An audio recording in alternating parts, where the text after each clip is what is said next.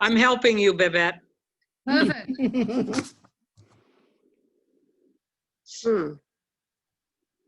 There's the thing that says record. Looks like, you see at the bottom, there's a, underneath it says press for everyone. Right there's a line. When you click on that, that's where you can type. And send to everyone. Linda. Is that where my participants are? Is that? It's down at the bottom. I'm not. Yeah, you're on.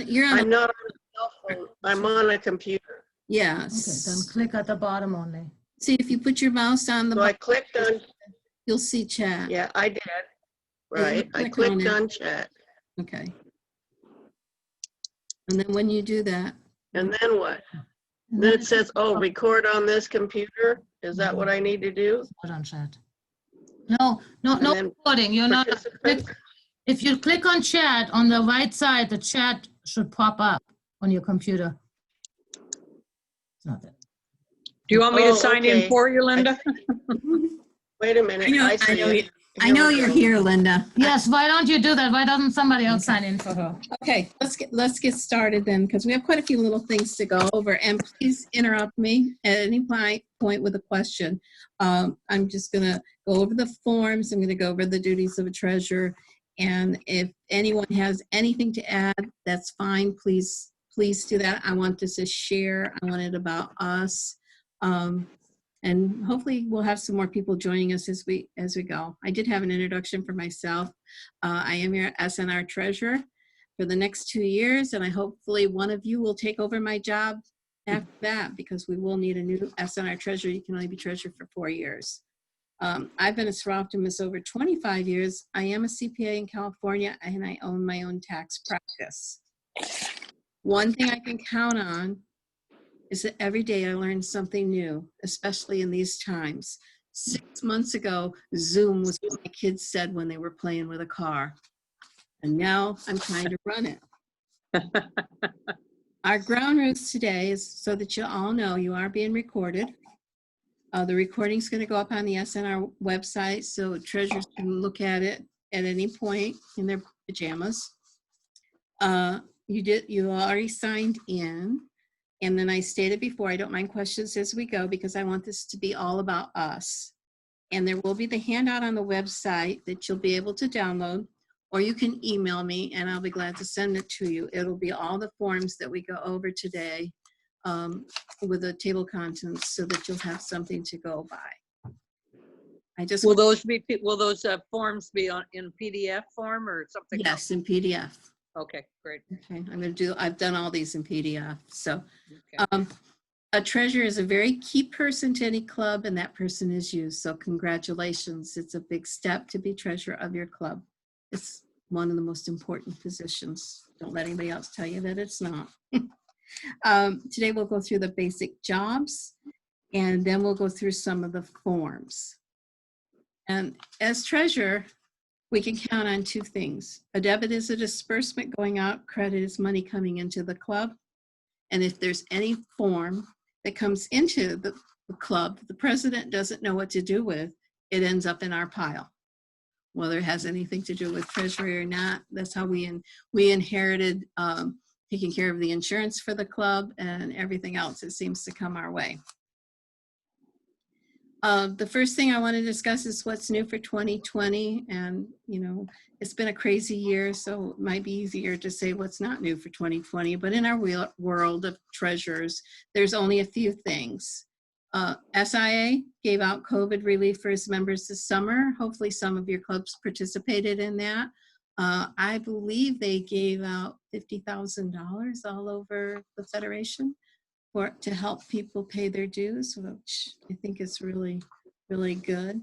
Then SNR decided to do the COVID relief of our own. So the board in May voted to eliminate the dues, the cost of the dues for all members on record as of July 31st, 2020. So you don't have to pay dues. Most of you've got that. I've had a few clubs that I've sent their money back to them when they send me a check. But I still want your remittance form, and I still need a copy of your roster. So if you haven't done that, please go ahead and try to get them out to me this week. That would be your current. And Sharon, a question. Sure. We had several of our members who opted to, they opted to want to send SNR the $25 anyway, and I sent that in with our remittance. You did, enrollment. and I deposited that, and thank you. Great. Yes. Well, thanks to the members. We gave them options, and like I said, 4 of the people selected that as an option, so. Yeah, and that's very helpful because we haven't had our fundraisers this year. Right, exactly. With SCR, with the endowment baskets, we make a lot of money on those raffles in April, and that's going to hurt a little bit. The other thing I want to make sure, it's not new, but I want to reiterate it. The Department of Justice says no online raffles in California.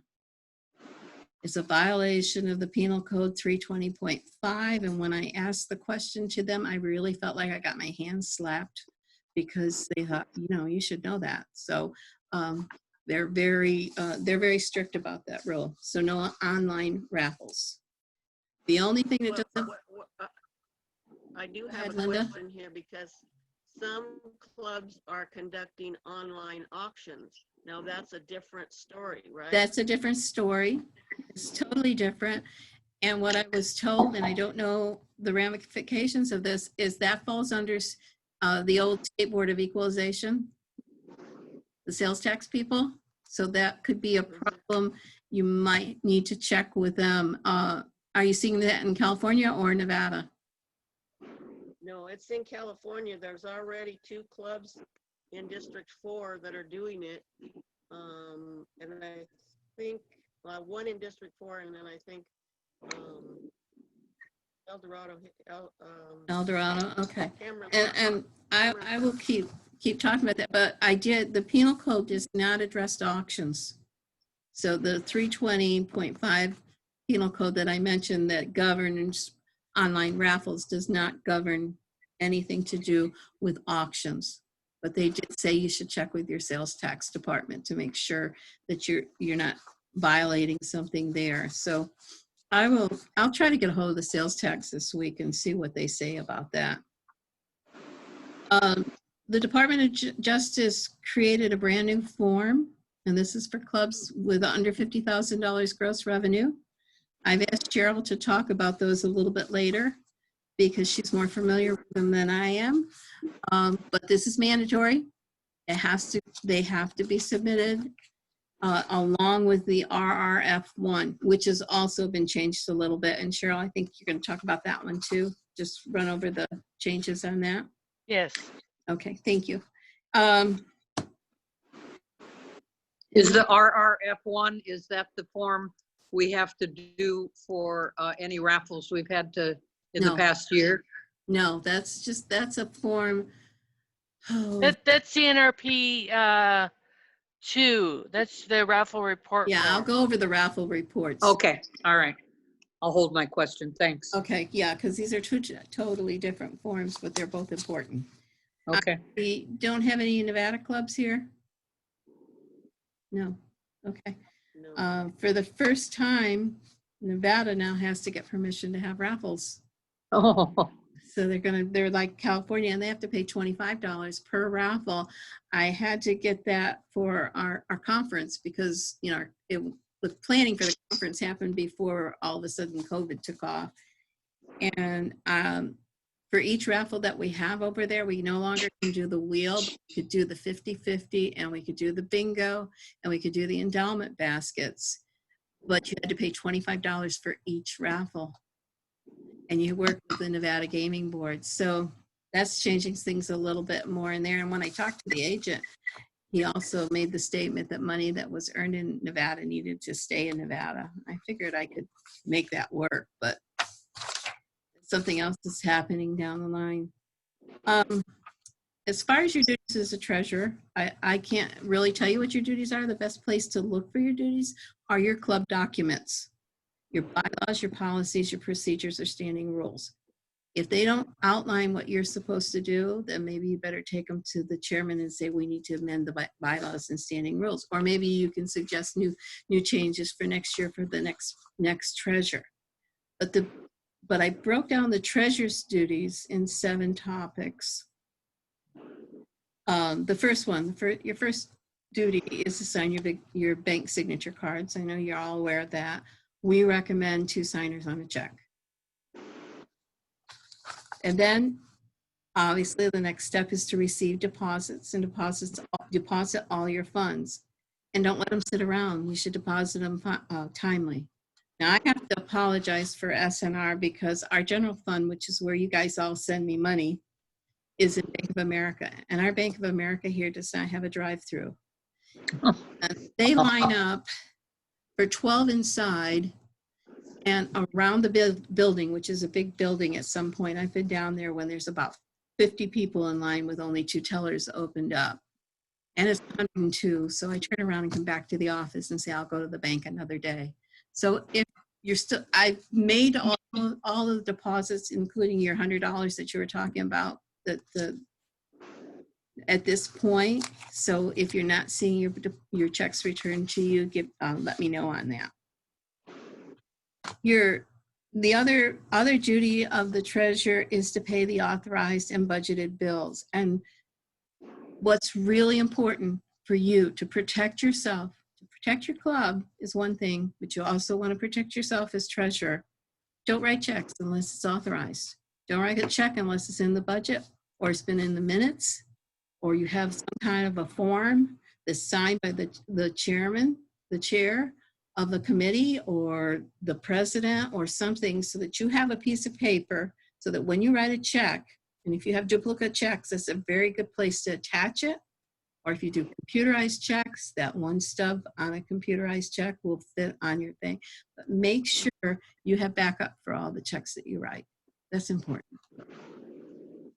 Okay, and your next job is always to reconcile the bank accounts and prepare a treasurer's report. Last year, someone did ask me how do you do a treasurer's report? And it doesn't really matter whether you use QuickBooks, Quicken, or you do an Excel worksheet, or you do an old-fashioned ledger report.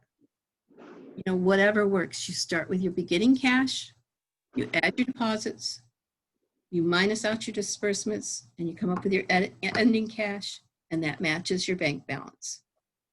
And it matches your bank balance minus or plus any outstanding checks that the bank doesn't have. So that's pretty much what a treasurer does. She prepares and submits government filings, and she should be part of the finance committee, because the finance committee is the one that sets up the budget, the annual budget, unless your bylaws say something different. Okay, one thing I just want to say is to beware of scams, and they're out there. So let's always protect yourself. Now, being a CPA, I tell my clients all the time, don't believe the IRS is calling you on the telephone. Don't believe in those PG&E calls. Don't believe that AT&T is doing this. So what happened to me, and I told this story last year, this was my first year as SNR treasurer in Governor Lane. It was 2 days before conference started. We were getting ready to go to conference. I know Governor Lane was as frantic as I was, and of course I was trying to make sure I knew everything and had to get up in front of all you ladies and speak, and so I was nervous. And I got this email from Governor Lane.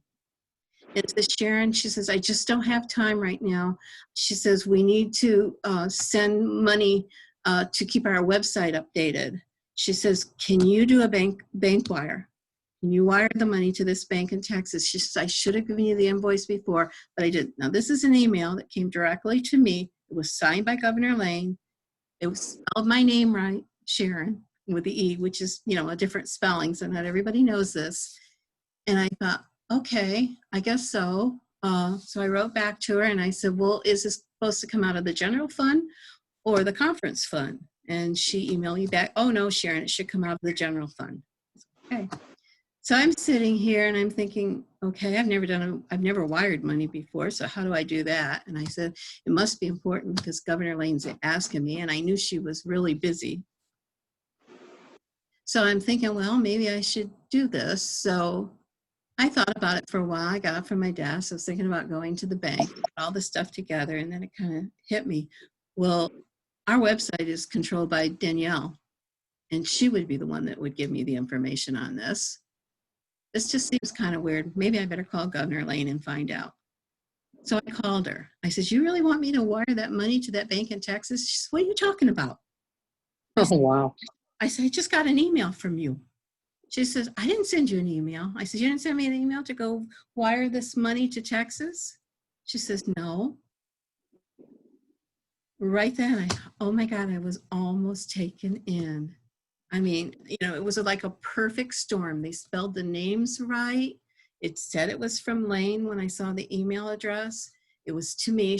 She's governor, I'm treasurer. That would be the right way to do it.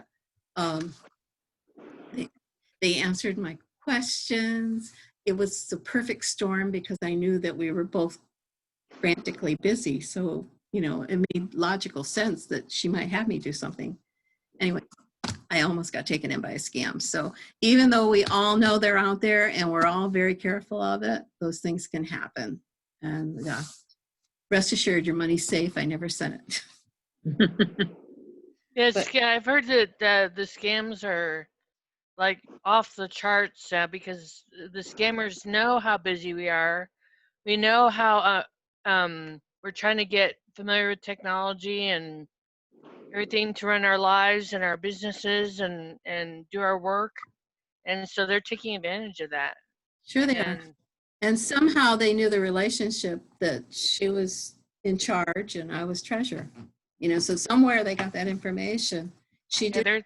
I know Dana reported it to SIA to see if by any chance that they had gotten hacked on this. And I know Tracy Edwards has mentioned that another club had the same scam come through. So just be careful. And it's all about protecting yourself and the club and make sure you back up, document everything. Now, I do have some shared, where am I going here? I did it once, shared screen. Just go share. Get shared, bear with me while okay, no, and I should be able to go down. Okay, the bookkeeping. Now, down here, this is a very good handout. It's done by SIA, and it's the Club Treasurer Guidelines. And it goes over preparing tax reforms, essential report elements, tells you how to do the treasurer's annual report, which is basically what I just told you, but also preparing your budget. And it gives you places to look up for more information. This will be on the website because It even will with be. my glasses off and my eyes next to the screen, I You can't can't see read it. it. I will send this to you directly, okay? Okay. I will send all these forms to you because I think this is a very good one to use just to get an idea of what you're supposed to do. And it tells you how to prepare for a year-end audit. So and you should have your books audited by somebody. Don't go to a CPA. They'll charge you $20,000 for an audit. But get an audit committee together within your group and have somebody look over it so that you know that everything is right and they sign off on it. And that also protects you and protects the club. They've included a sample budget. This one, I like the way they did the budget. If you've been around Seroptimus for a long time like I have, it was very important at one time to keep the service funds and the general funds totally separate. And then they did away with that about 10 to 15 years ago, I think it was. This budget kind of does that without having you have to have separate accounts. So it breaks down your income and then your expenses by your program, by your membership, by your federation, your fundraising expenses, and then your operating expenses. It's a real handy tool to use as an example for your budget. And then also I included the club treasurer's calendar, and that gives you all the dates that SIA comes up with, which July 1 is your important one. That's when all the dues are due. And notice on all of these, they say whatever you send to SIA, make a copy to your region treasurer. And I'm determined this year to keep these matching because I know last year Trudy Mills would say we have so many members and SNR and my records show I have a different amount. So if all of us work together and you send me copies of everything you send to SIA, we should be able to get that number the same. And that's my goal this year. In November, we'll go over all those November 15th due dates forms in a minute. The convention fee comes up every other year. It's even years, billed in January. I know people wonder where that is. That's a separate billing that comes out from SIA. It's usually between $350 to $500 around there, but it's in the even years. So what are we this year? We did it. We didn't use it, so we want. Well, we already had to send it in last year. Right? Did you get a refund of any of those funds that you sent? Not yet. Not yet. I'm gonna follow up on that and see what's going on. Yeah, we haven't least- received, we haven't received ours either in Rancho. Okay. And I know they had to use some of it because they couldn't. Certainly. Yeah, it could I know they were get working on everything. that. I'll talk to Governor Sarah and see what she's heard on that, and I'll let you know.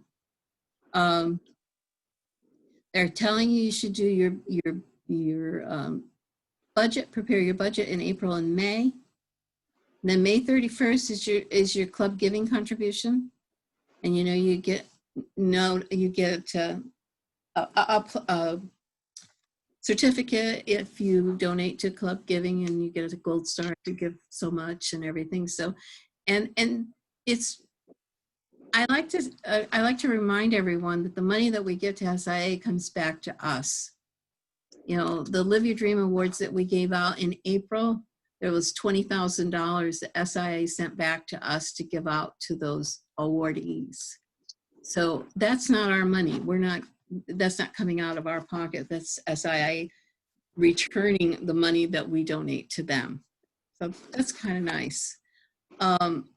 They're saying within a 30 days of a new member, when a new member joins, make sure you fill out the 5008, and I'll show you the 5008 soon, and get it to SIA headquarters and the region treasurer.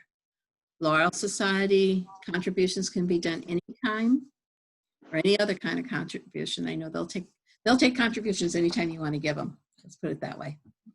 That's not a problem. The first form I've got up on the screen, if you can see it. Can everybody see these? Yeah. Okay. Yes. Okay. I just can't read it. All right. Well, I when wonder, like I I wonder said, if there's a way to make it bigger. can I make it any bigger? No, because it's a PDF. This looks like. No, the I meant same for one me we on had. my screen. Sue, it She- looks like the You're on same the one we phone, had. right? Yeah. Yeah. She's on the phone. Either way, I will be sending it to you. And you know what? If you have any questions on it after you get your packet. Oh, okay. Well, I can read the title of it, and so I'm familiar with the form. Okay. Okay. All right. Yeah, Good. and Alright. you can make it bigger if by touching if it's a PDF, you can just use a little plus to make the enlargement bigger. Will that make you I can't even There you go. see the there? Will that plus. help? Does that help? There, Oh, yeah. there you go. Yeah, yeah, that Okay. helps. All right. You guys can all see it better now? Yes. Okay, cool. I'm from the East Coast, so I say you guys a lot. Okay. Sorry. I grew up in New York. That's okay.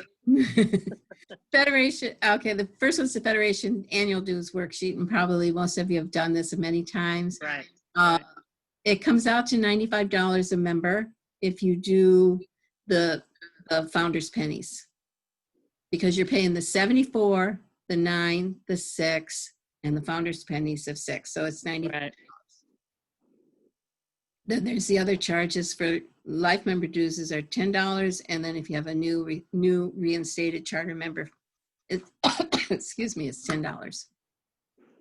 So these are all done. The 5008 was what I talked about before. If you have a membership application in your club, make sure you include the stuff that has to go on the 5008. Talk to your membership chairman to make sure, so that when she gives you the membership information, you can just take it right off and fill this out, because this is what you need for SIA. And a copy goes to the region treasurer. SI will prorate dues. So you can see in July 1, it's the $74, but as of January 1, it's $37.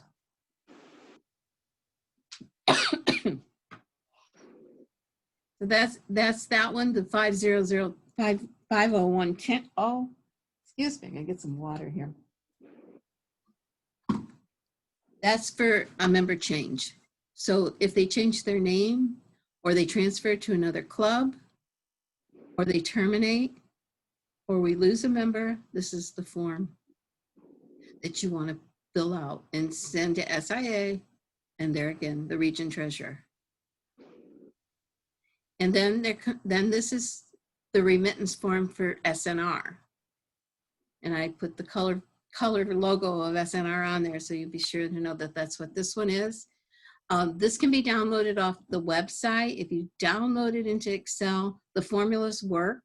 So if for right now, if you put in the existing members at the top, so you have 15 members, it'll multiply it out for you. Then if you put down on the line that says less COVID dues relief, 15 members, it'll make a negative there and zero it out so that you don't have to send any money. But I need to know how many members you have, and I need to post what we would have received in dues versus how much we're giving in COVID relief. That's why I'm asking to make sure that you fill out the remittance form if you haven't. Well, shouldn't this form have been done by July 1st? Yes, and you did. Yeah. You're good. But there are clubs out there. Out of the 55 clubs, I have 15. Oh, really? Okay. So I need to get on all the treasurers out there to get them into me. I've asked the district directors to make that part of their meetings, which I know District 1 did. So we'll see. This is the one you were talking about, the application. Oh, yeah. For the nonprofit raffle. The registration period for this is September 1 to August 31st. Right. You can put as many on that you want to. It's a $20 fee. It's just that if you're going to have a September raffle, make sure you get it in early because it takes them 60 to 90 days to give you back permission. And you really want their permission in order before you do that raffle. Yeah, and this is the form that you fill out just to apply to hold raffles, correct? That's correct. Yeah. That's the one in California only. This is the one for California. And you have to do it every year. You have to do it every year. And it does carry a year. It's for the period September 1 to August 31st. Okay. So, But you do, but in this, if you're not planning to do any raffles, you don't have to do it. then you don't have to fill out the form. No, correct. This is only to get permission to do a raffle. And follow up with it the next year. You need to fill out this form to tell them you had that raffle and where the money went. Right. Okay, and now this is the one that always confused me when I was treasurer because I didn't realize that we had to also report back that okay, we held the raffle and this is who we gave the money to. And they're real big on this California Penal Code section 320.5 because they put it on everything. So I read it. I'm not an attorney, but I did muddle through it. But this form itself just tells you what you did with the money, and you make sure it's right. Make sure it matches, because I think we had one returned once that we made $2,500 on the raffle, and we only gave $2,435 to one charity, and they did send it back and say, "What'd you do with the rest of the money?" So make sure whatever you made on your raffle, make sure you show over there on that side exactly where that money went. And then there's questions to ask that they ask you about the raffle. I put this one in case there was Nevada clubs. They're not, but this is what just so you can see it, this is what the Nevada Gaming Control Board has asked for. And of course, this is the one I filled out so that we could do our bingo. So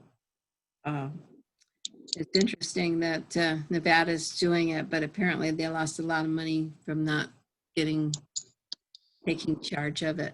It looks like they can do in Nevada. I don't know the answer to this, but it looks like they might be able to do online raffles because there's a one that says if your online technology review fee is $500. So maybe they can do an online raffle in Nevada if they pay $500. A lot of money to pay. Okay, so then we go down to, yeah, of course, if you're holding an event that you're selling alcohol with in California, you've got to go through the Department of ABC to get your license. Generally, we ask for the daily general for $25. That covers everything. This was a project, I think, when Jackie DiMartini was treasurer, and this was her club that applied. So it shows, you know, how you fill it out, how many are going to be there, when you need the license for, and then the approval by the ABC board to do it. You know, chances are the ABC, they've been really good about checking things out. So you want to make sure, you want to be really careful with that. The other thing is too, I have found out that if you are having a lot of if you're having a large event, then you also need to get insurance because the SIA insurance does not cover events with alcohol or large events with alcohol. So make sure that if you are doing this, none of us are going to be fundraising for a while, I guess, but if you are, check on the insurance, check with SIA to make sure that the insurance that you get through them covers it. It didn't cover our Brewfest. We had to pay actually $1,100 for an insurance policy to cover us for that one day. So just make sure you follow through with that. And if you have other vendors there, make sure you get the certificates of insurance from them also. Sharon, I have a question. Sue from Sure. Citrus Heights. We, in the past, and I think probably will in February, we do a joint event with the Kiwanis. Alcohol is sold, but it's sold by the Kiwanis, not by us. We are not involved in the alcohol sale at all. So I remember asking our insurance company the question, but I don't think we'd have to do this form with ABC then, since we're not selling the alcohol, right? Correct. This is just for the people that are selling it. But That are selling the alcohol, okay. but be sure on your insurance that you're covered, because I don't know if that would exclude you because you're not selling it, but because you're there, you know, deep pockets. So make sure you check. Right, with Pacific Ag, yeah. Yeah, for sure. Yeah, I did last year. And Sharon, anyway. Linda put a couple of questions in the chat. Oh, okay. I can't see the chat because I'm shared the screen. She has some questions about this form. I just wanted about to the raffle. know if we have to file a form for each raffle, because as I understood it before when I was treasurer before, we just filed this form and then it covered any raffles we had, but then our report had to be a cumulative of each raffle that we had. That's correct. So you can fill out, you can have as many raffles as you want to in that period of time when you're requesting permission to have a raffle. But right, and then when we probably file the form, yeah, we put every say so we file the report. Per raffle. Then when we file the final report, then we've added up all the money that we've made on the raffle and where it's gone. And where it's gone, and make sure they're all 501c3s. Right. But as my understanding, Linda Glazier, the way I've filled out the form, I don't have to list the individual raffles. I just listed the cumulative totals. No, Exactly. exactly. That was Where's the money? Where's the money going?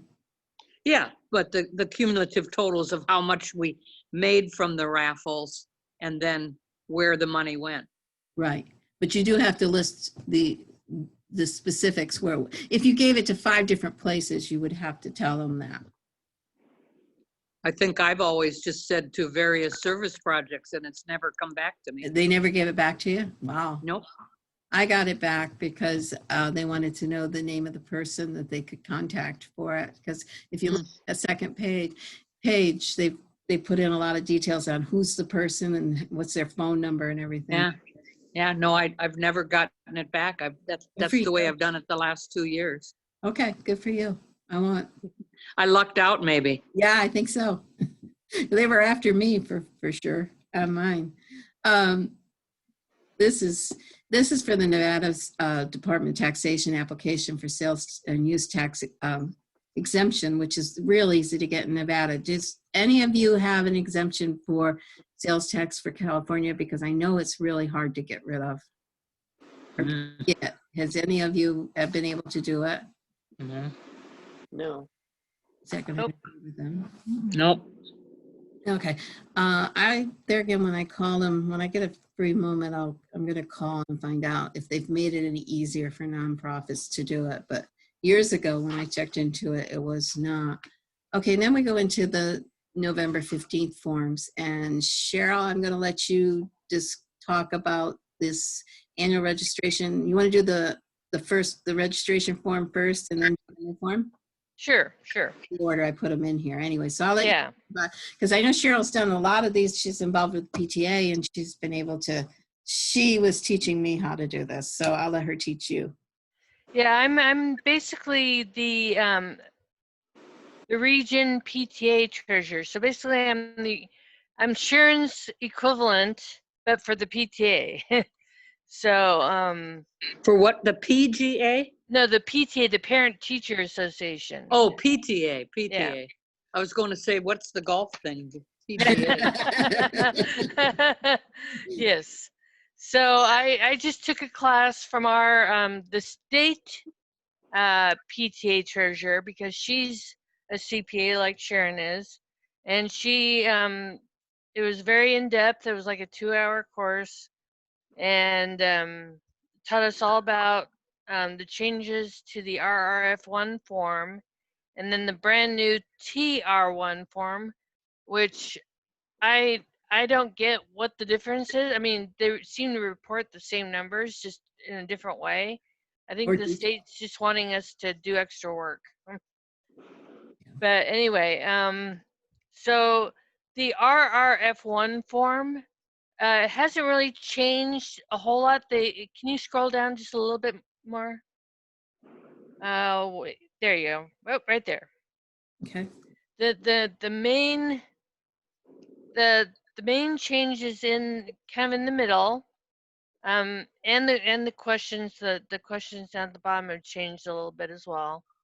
But the main difference in the RRF1 form is in this middle section, where you type your accounting period, which is July 1st to June 30th, and then the gross annual revenue, that hasn't changed. That the gross annual revenue is just your gross income that you made from any source, whether it's a fundraiser or if you got a grant or a company made a donation to you or individuals made donations, wherever your money came from, that gross dollar goes in the gross annual revenue line. Now, here's the different lines. So the non-cash distributions, now the state wants to know the value of non-cash contributions. So, for example, for many of our raffles, we get donations from businesses of not cash, like you can spend right away, but like a gift basket or something. Gift certificate, yeah. Yeah. So so you have to put the value of that donation. You add up all the values, and it can be either the value that the donor gives you, like this gift basket is worth $200. Okay, so you can use the the value that the donor placed on it, or if the donor doesn't have a clue how much it's worth, then you can just use fair market value, and that's a very arbitrary number. but you have to come up with a value of some kind for each non-cash donation that you receive. Wow. And then total assets, that line has not changed. That is basically the number, that's the dollar amount that's in your bank account Pretty much, yeah. as of June 30th of the reporting year. So that has not changed. Now, the next new line is program expenses. And program expenses, I don't think you have to report them. Let's see. Yeah, you do. You do 50,000, not. you don't have to. Yeah. Yeah, you do not have to report anything if you file a 990N, which is income less than 50,000. So if your income is usually less than 50,000 a year, you do not have to enter it. Just leave it blank. Don't put a 0 or anything like that. Just leave it completely blank. And then the total expense line.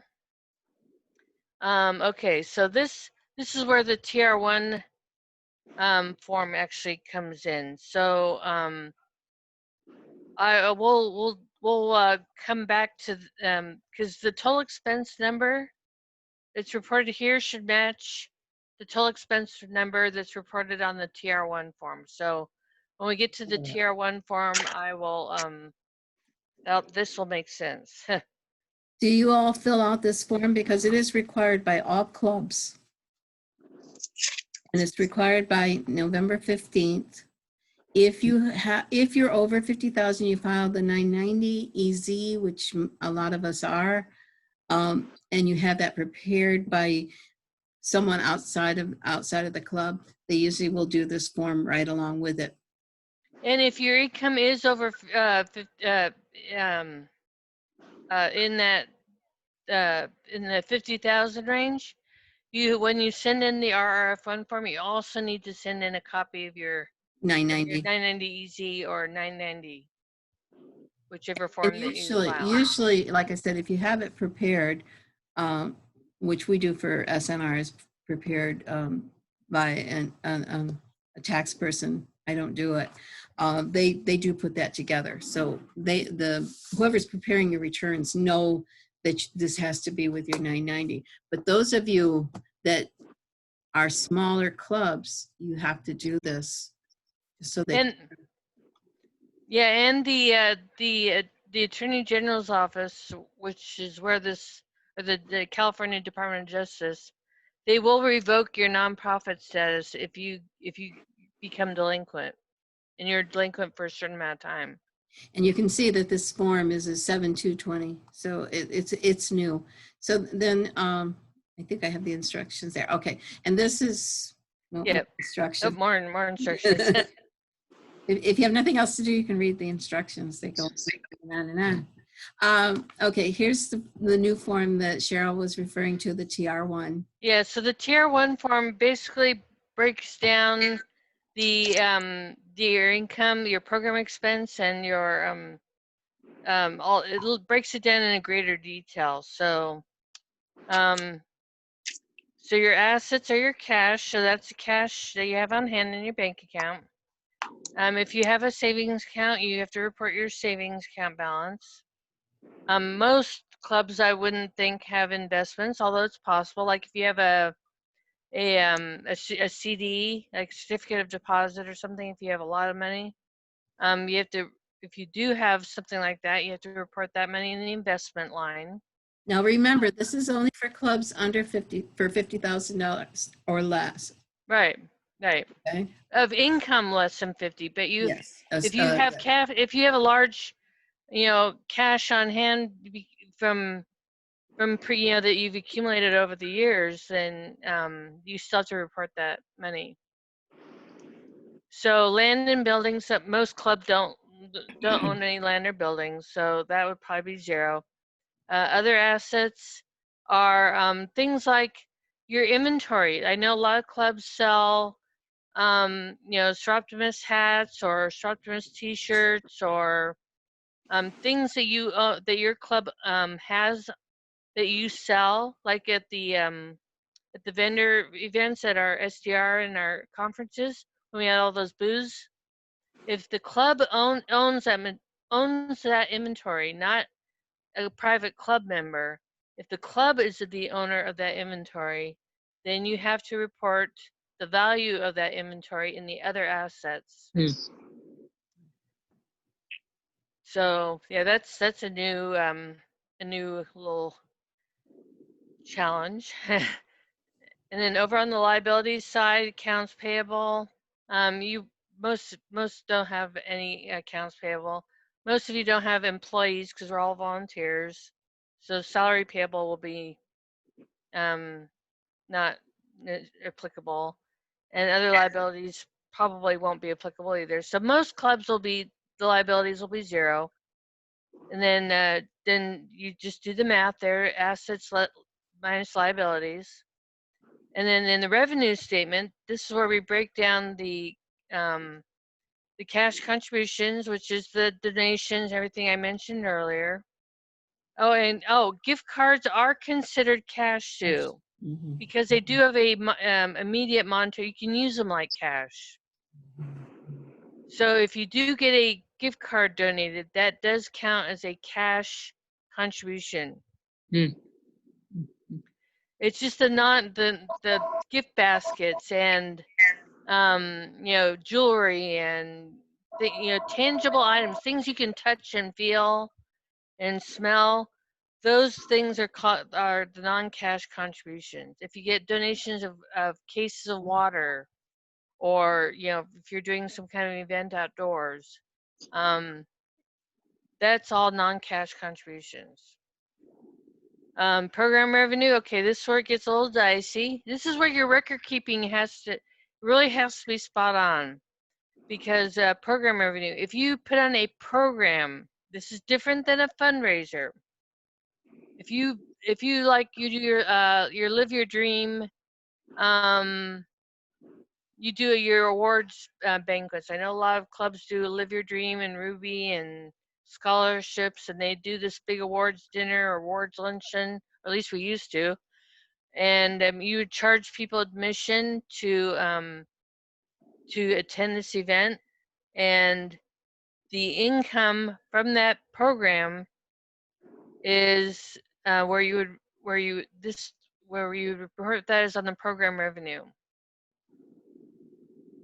And then investments, that's investment income, that's usually interest or dividends. Special events, those are the fundraisers. So if you have an event that is a fundraiser, that's what you're calling it, that's what it's designed to do, is raise money, then the income from that is reported on the special events line. Wow.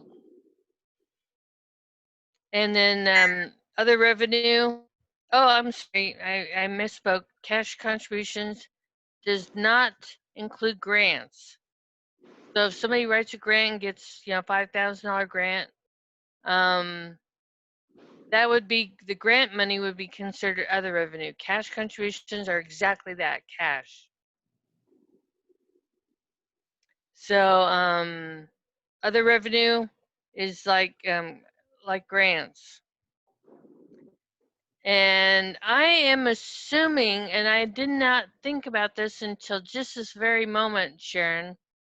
I'm assuming that the grants that the region gives out, like the youth development grant and the endowment grant, I think that would be considered grant money to the club. That would be counted as other revenue.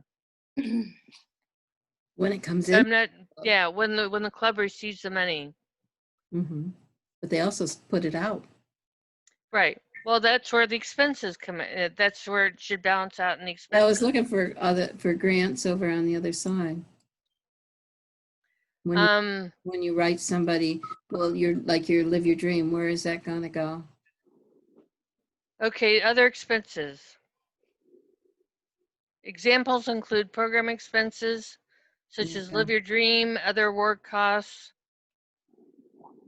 So basically, a lot of a lot of our expenses will go in the other expenses section because we don't pay rent usually. We don't rent facilities. We don't usually pay for utilities of a facility.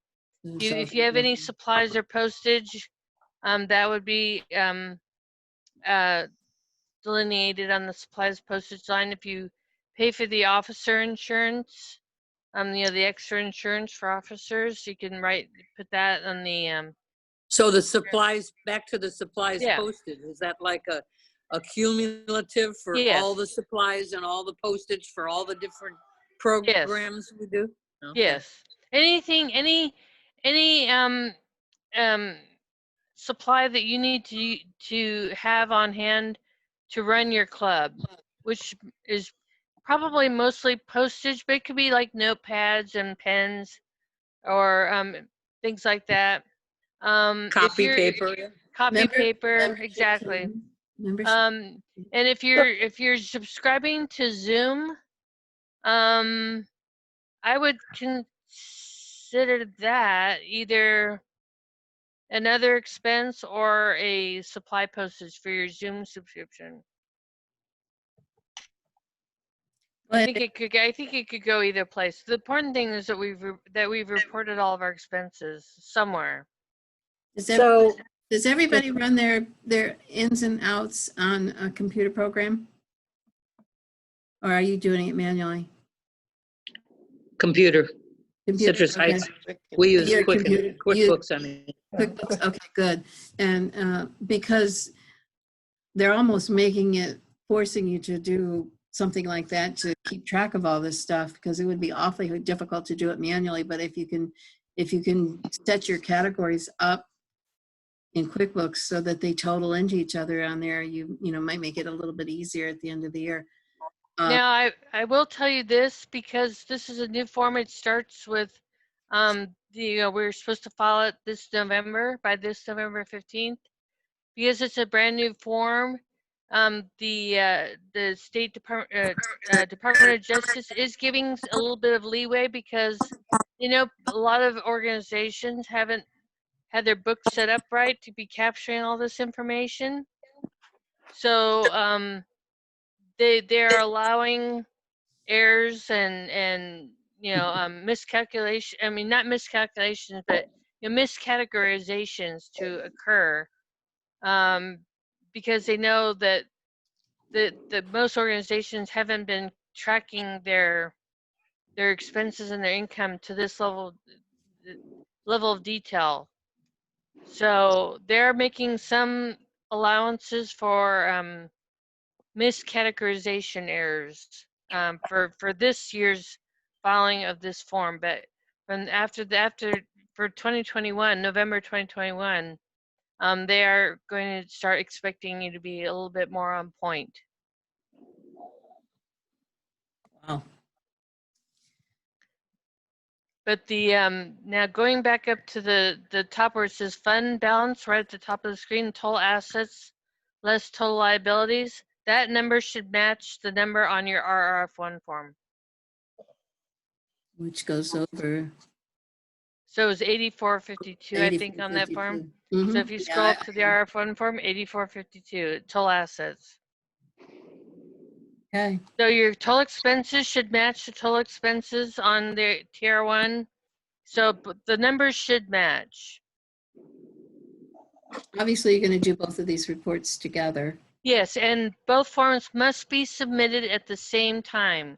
Do not submit the RF1 form and then submit the TR1 form a couple weeks later, Okay. because they will reject the RF1 form, even if it's absolutely spot on, perfect, correct. They will reject it because the TR1 form did not accompany it. So submit everything at the same time. If you're in that category of where you file the 990 EZ or 990, send the taxes and the RF1 form. If you're not a club that does a lot of, like mine, we're a very small club, so we don't have the income. So we would end up filing the TR1 and the RF1. So, but file everything Everybody together in files one the RF. package. But everybody files the RRF one. Yes, everyone files their RF1 regardless of income. Okay, you got, okay, so Any that, questions? And there's a lot, but I provided this annotated form to Sharon, so I'm sure she'll be posting it along, in her handouts package. So it's got like examples of what goes in what box and so forth, so you can refer back to it. okay. So basically, they're making this form look like a 990. Yeah. It's a mini 990. Those of you that are able to file the 990N, okay, just a little humor for you here. Always like Maxine, Yeah. cheat on your taxes, you'll end up in one of two places, jail or cabinet position in Washington. And then I just put some examples of the 990N. There's no such thing as the form. It's all electronic. It's very easy to do. It's due, there again, due November 15th. There's only 8 things that you need to know for that. It's pretty simple with the your ID number, your tax year, your legal name. If you work under another name for your organization, I don't think we do, but anyways, the name and address of the principal officer, the website, confirmation that the organization's gross receipts are 50,000 or less. And then if you've terminated, you go on. So there's only 8 things that you fill out. You go on the IRS website. In this packet that I'm going to put out there, I'm going to put a list of all the web addresses that you might need. So I'll have those all there and a table of contents for you. I'll work on those this afternoon and hopefully get them out first part of next week. Oh, and I'd like to just add, if you have any doubts or questions, if you the State Department of Justice is really good about sending out letters if there's a problem with the filing or something, or if you're delinquent. But if you ever have any question or need to refer back, if you go to the Attorney General's website, which is oag.ca.gov, and then go to the charities section, and then go to the registry verification search, and put in your club CT number, it will show you all your old filings. It'll show you that everything has been accepted or rejected.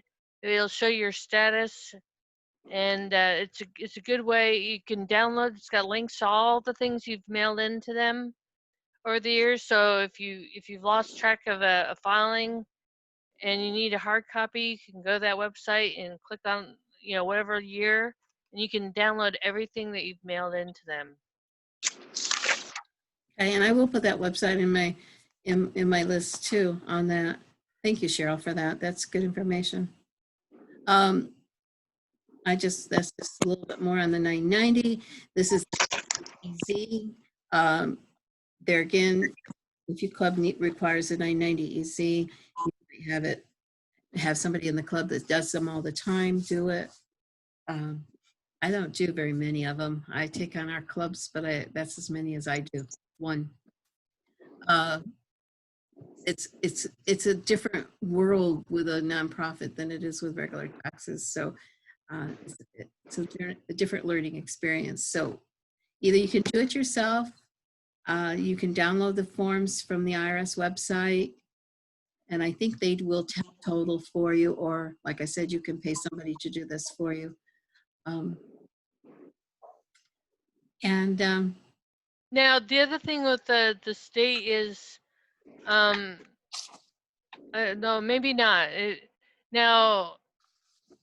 See, this is where my PTA world and my Seroptimus world kind of diverge.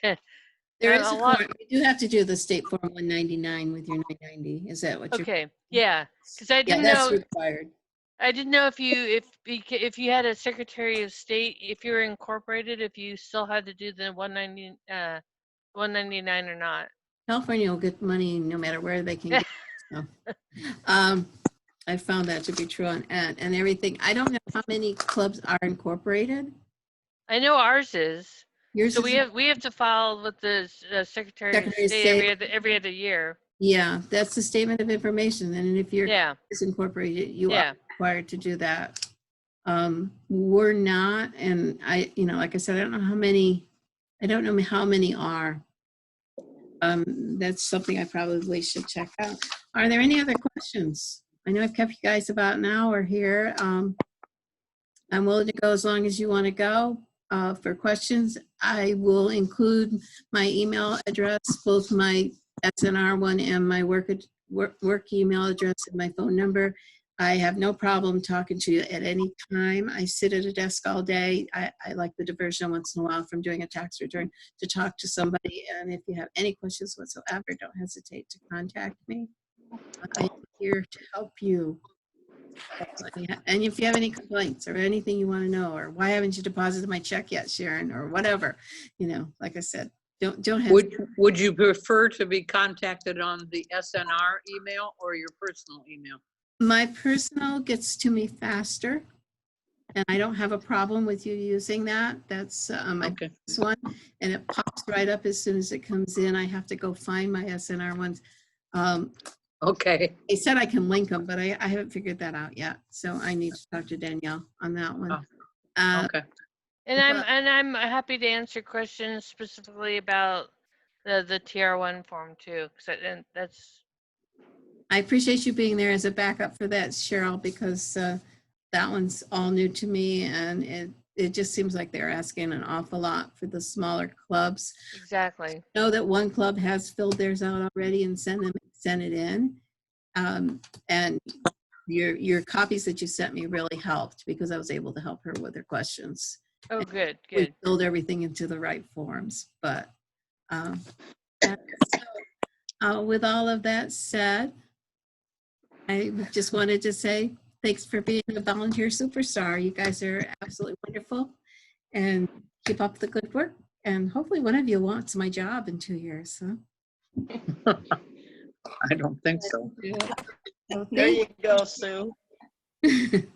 No, I just, under my breath, I said, I don't think so. It's a lot of fun. I learned a lot. Oh, I'm sure it is a lot of fun, but I'll pass. Anyway, we hope to see y'all again, and I will get those forms on the website, hopefully by Monday, okay? Thank you. Thank you for putting this on. Oh, thank you guys, I appreciate you. Thank you, Sharon. Yes. Figure out how to, yeah, bye-bye. Bye-bye now. Bye. And the recording is still on, right? Okay, good. Because Sarah would have.